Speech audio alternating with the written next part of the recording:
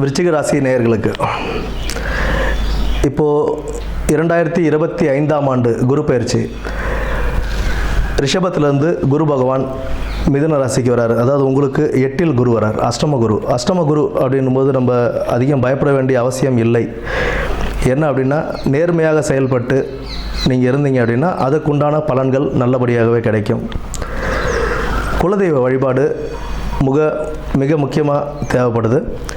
தொழிலில் ஓரளவு சீராகவே இருக்கும், எந்த இதுவும் இல்லை. பட் அரசாங்க உத்தியோகத்தில் இருக்கிறவங்களும் சரி, இவங்கெல்லாம் வந்துட்டு கொஞ்சம் ஒழுங்காக இருந்தாங்க அப்படின்னா அதற்குண்டான பலன்கள் கிடைக்கும். லஞ்சம் வாங்கிறது, போகிறது வர்றது, இந்த மாதிரி நேர்மைக்கு புறம்பாக இருக்கிறவங்களுக்கு உண்டான பலன்கள் கைமேலேயே கிடைக்கும் இந்த டைம். அதனால் கொஞ்சம் நிதானமாகவும் ஜாக்கிரதையாகவும் இருக்கிறது ரொம்ப நல்லது.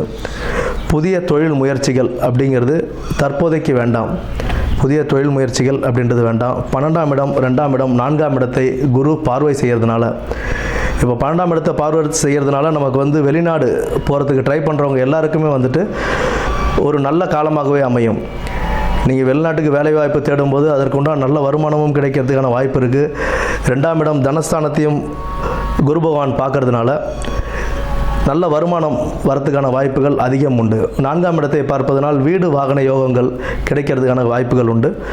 வீடு வாகன யோகங்கள் 8ஆம் இடத்துல குரு இருக்கிறதுனால நீங்கள் கரெக்டாக அந்த டாக்குமெண்ட்லாம் சரி பார்த்து, நம்ம டாக்குமெண்ட்லாம் கிளியராக சரி பார்த்துட்டு அதுக்கப்புறம் நீங்கள் வாங்குறதுன்றது நன்மையே தரும். வெளிநாட்டுக்கு வேலைக்கு போகணுன்னு ஆசைப்பட்டு வெளிநாட்டுக்கு தயார் பண்ணுறவங்க எல்லாம் காசு கொடுத்து போகாமல் அது எல்லாம் பர்ஃபெக்டாக இருக்கா என்னன்னு பார்த்துக்கிட்டு அதுக்கப்புறம் அதில் போகிறதுன்றது நன்மையே தயக்கும்.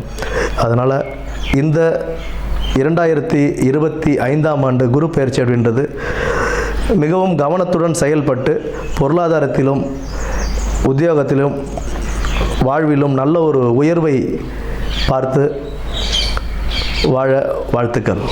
நன்றி.